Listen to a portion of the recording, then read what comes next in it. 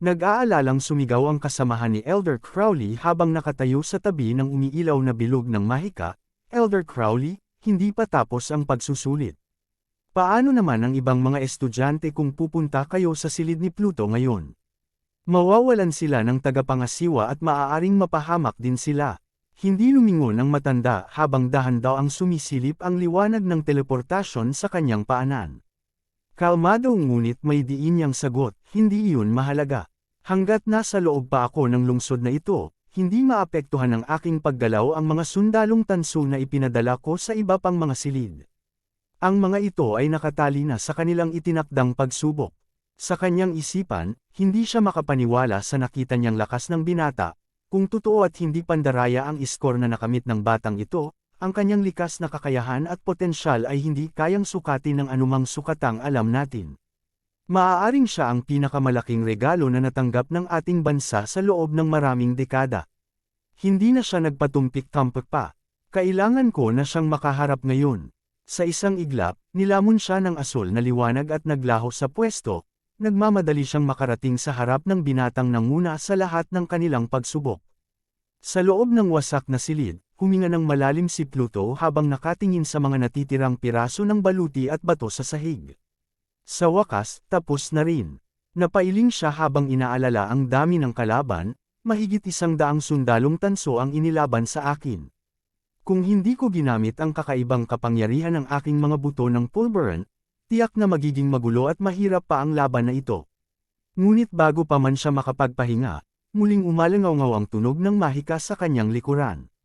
Mabilis siyang lumingon at nakita ang muling paglitaw ng pamilyar na bilog ng pagsasalin. May darating pa ba? Nagulat siya nang makitang isa lamang ang aninong nabubuo sa liwanag. Isa lang naman ngayon. Biglang sumugod ang kanyang mga natitirang kalansay, sabay-sabay na sumisigaw, pagtulungan siya. Huwag siyang makatakas. Mula sa liwanag ay lumabas si Elder Crowley, at agad na hinarap siya ng matatalim na sandata ng mga sundalo ni Pluto. Sa isang iglap, bago pa man tumama ang mga talam sa kanya, dumagundong ang boses ni Elder Crowley, huwag. Sa isang kaway lamang ng kanyang tungkod, biglang huminto sa ere ang lahat ng sandata ng mga kalansay. Tinitigan niya ang mga ito ng may pagkamangha at pagkilala, mga sundalong nekromansa.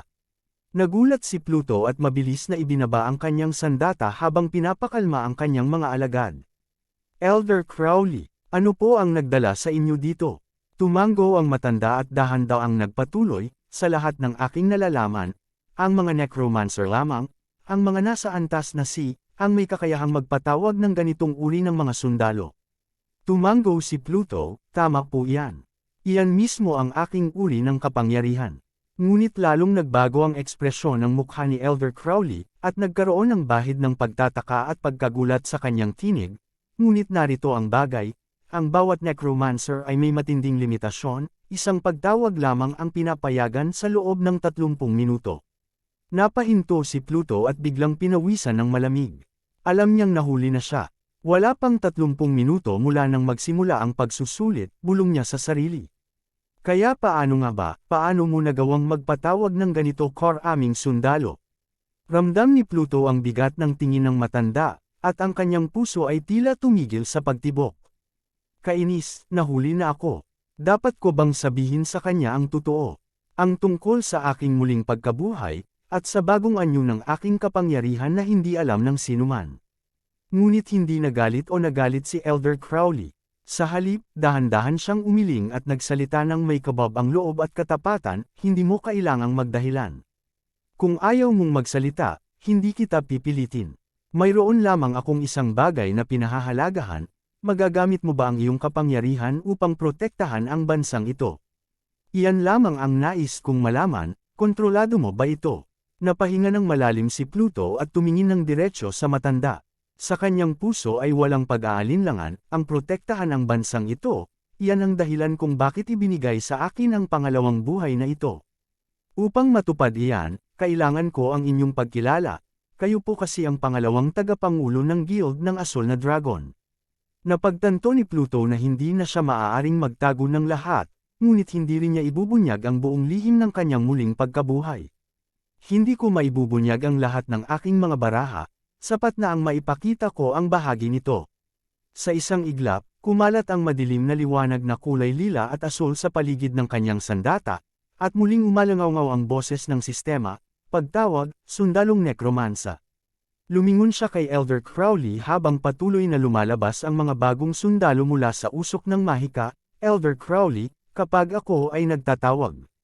Sa isipan ng matanda ay muling pumasok ang mga batas ng sining ng nekromansa na kabisado ng lahat, 30 minutong paghihintay bago makapagtawag ulit.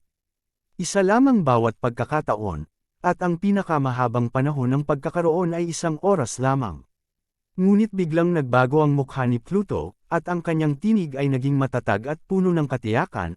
Ang mga limitasyong iyan, wala sa mga iyan ang nalalapat sa akin. Tumingin siya sa dumaraming hukbo ng mga kalansay sa kanyang likuran at idinagdag, sa madaling salita, ang aking mga pagtatawag ay walang paghihigpit. Nanlaki ang mga mata ni Elder Crowley, tila hindi makapaniwala sa kanyang narinig. Walang limitasyong nekromansa, bulong niya, habang ang kanyang puso ay tila tumigil sa pagtibok sa gulat at pagkamangha. Agad niyang pinagsama-sama ang lahat ng impormasyon, ibig sabihin, hanggat may sapat kang lakas ng mahika, ikaw lamang ang may kakayahang mag-utos ng isang buong hukbo, na hindi nauubusan ng lakas, hindi napapagod, at hindi na kailangan pa ng pagkain o anumang supply. Tumango si Pluto ng dahan-dahan, sa teorya, oo, iyan po ang totoo. Sa sandaling iyon, lubos na nauunawaan ni Elder Crowley ang tunay na halaga ng binata sa kanyang harapan. Ang halaga ni Pluto ay hindi lamang basta isang magandang simula o may potensyal na baguhan, siya ay nasa ganap na ibang antas. Isang kapangyarihan na kayang baguhin ang takbo ng buong digmaan at ang kinabukasan ng ating bansa. Muling napuno ng matinding determinasyon at pagtingin si Elder Crowley habang nakatingin kay Pluto. May ganitong antas ng likas na galing. Ibibigay natin sa kanya ang lahat ng mayroon tayo. Tumingin siya ng diretsyo sa binata at idinagdag ng may kabab ang loob, hindi ko na kailangang alamin kung paano mo nakuha ang kapangyarihang ito, higit pa sa ating dalawa ang kahalagahan nito. Pagkatapos ng pagsusulit na ito, didiretso ako sa punong tagapangulo. Kailangan nating siguruhin at itakda ang iyong kinabukasan. Bago pa man tuluyang maglaho ang matanda sa liwanag ng mahika, nagsalita pa siya, babalikan kita bukas. Nanlaki ang mga mata ni Pluto sa gulat at hindi makapaniwala, ang punong tagapangulo. Ibig sabihin, ang mismong pinuno ng guild ng asul na dragon. Opo po, sagot ng matanda bago tuluyang nawala, ngunit biglang nagkaroon ng kakaibang pagkautaw sa hangin na parang may mali sa pagtawag. May aberya ba sa teleportasyon? Bulong ni Pluto sa sarili. Ngunit hindi na ito inintindi pa ni Elder Crowley. Bago siya umalis, iniabot niya ang isang napakagandang gintong susi na puno ng ukit at kislap. Bago ako umalis, mayroon akong ibibigay sa iyo, isang regalo mula sa buong guild. Napatingin si Pluto sa susi, puno ng pagtataka, ito ay. Narinig mo na ba ang tungkol sa pintuan ng pagpapala? Tanong ng matanda habang itinataas ang susi. Tumango si Pluto ng dahan-dahan, oo, nabasa ko po ito sa ating mga aralin. Ang pintuan ng pagpapala ay sumusunod sa antas ng lakas ng sinumang pumapasok dito, paliwanag ni Elder Crowley. Ang mga nilalang na makakaharap mo ay ganap na walang pagkakaalam o inaasahan, mula sa pinakamahina hanggang sa pinakamalakas. Ang karanasan at gantimpala dito ay mas mataas pa kaysa sa mga pagsubok sa pagkakasunod-sunod, at ang mga bagay na makukuha mo ay mas magaganda at mas madalas pa kaysa sa mga karaniwang piitan. Nagbago ang tono ng kanyang boses, naging mas seryoso at mabigat, ngunit halos walang sinuman ang nakakapasok dito. Kailangan mo ng susi ng pagpapala upang mabuksan ang pintuan nito.